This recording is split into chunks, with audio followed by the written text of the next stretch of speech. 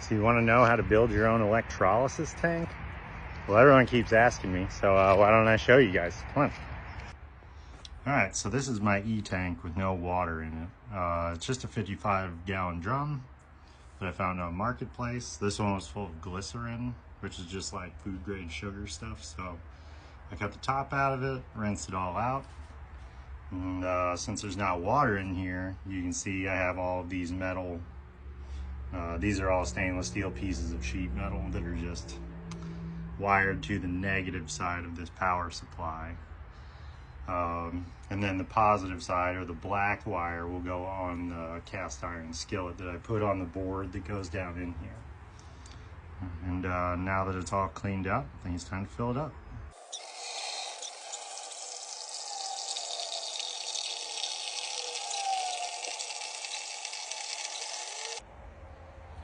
All right, now that it's full of water, we're gonna mix in, this is what makes the water a little more conductive. This is just, yeah, you read it, it's just laundry booster.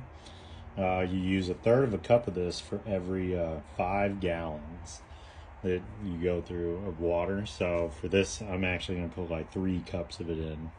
And then we'll mix it up, let it really dissolve in there real good.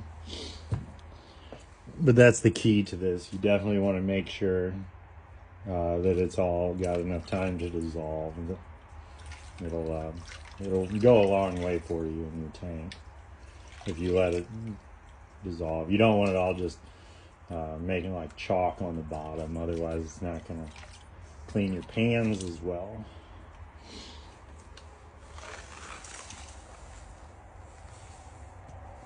Last little bit.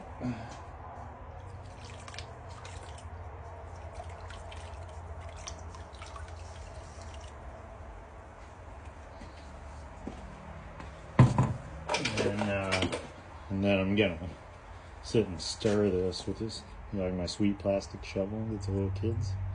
I'm gonna really stir this up for a little bit.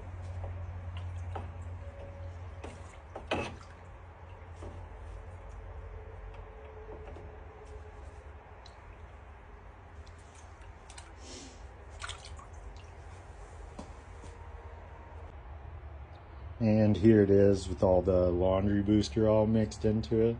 There's a few little chunks of it kind of hanging out on the bottom that don't seem to want to dissolve, but just about all of it I got pretty well mixed up. So I'm happy with this. I think the tank itself is pretty much ready to go. Now I get a lot of people asking me what power supply and stuff to use for these. Really, as long as it's a DC power supply, you'll be fine. A lot of guys like to find like old manual powered battery chargers that don't shut off and use those, but I like to use these. There's a little more control on them. These, I bought this one on Amazon, and then this one was a little bit nicer one. I bought off a recommendation that Granger had. But both of these will put out anywhere from 5 to 10 volts and about 30 amps max. I'm sorry, 30 volts, about 10 amps. I don't run them quite that high. This will run about 15 volts DC and should put out about 9 amps is where I like to run this. That way it only takes about a day per pan. And yeah, nothing too crazy. These aren't real expensive. I think this one was like 50 bucks and this one was like 110. These are a little more controllable. That's why they're a little more expensive. This is just the cheapo Amazon special. And I just put some pretty heavy, I think this is 10 gauge. No, this is like 14 gauge wire on it, just so it can really hold the juice.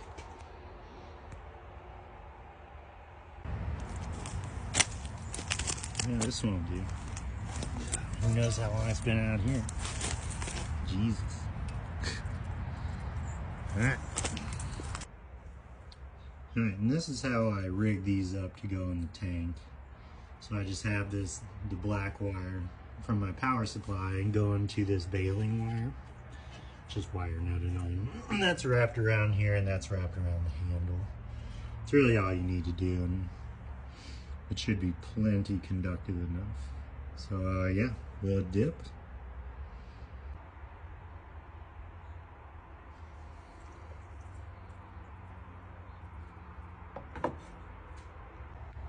Alright, now that it's all suspended in there on our board and everything, we have everything good to go. I'm going to turn the power on and maybe you'll be able to see what happens to these once I turn it on.